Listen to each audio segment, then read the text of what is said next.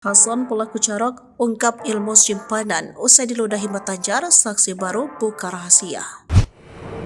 Meski kejadian ini berlangsung 12 Januari lalu, namun sosok Hasan dan Werdi, dua kakak beradik yang memenangkan carok lawan 5 orang masih menjadi pembahasan. Sebab publik masih penasaran akan sosok Hasan, jagoan yang disebut-sebut sangat sabar dan pendiam. Saksi baru sekitar tempat perkara kejadian carok 2 versus 4 di Madura mengungkap detik-detik sebelum kejadian. Menurut saksi mata di TKP, Hasan Basri sempat diludahi oleh Matanjar.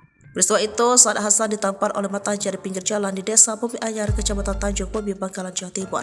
Matanjar sang guru silat menantang Hasan duet carok. Bahkan saat Hasan pulang, Matanjar tetap diam di lokasi saat disuruh pulang oleh warga sekitar. Chandra dikutip dari salah satu sumber Senin 29 Januari 2024 menilai Hasan tak akan pernah dibalik lagi sebab Matanjar sosok yang ditakuti di wilayahnya. Apalagi Hasan Basri selama ini dikenal sebagai sosok penyamar sebab pernah ditampar Matanjar saat main volley tetapi diam saja.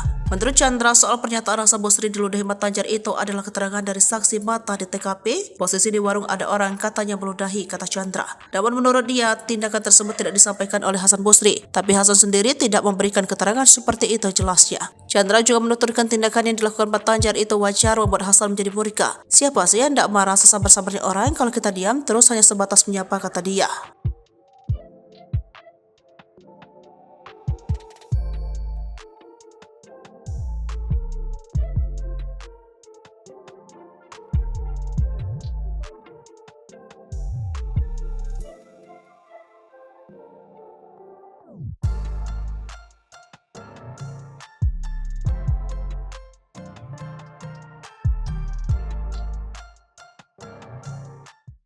Download Tribun X sekarang, menghadirkan lokal menjadi Indonesia.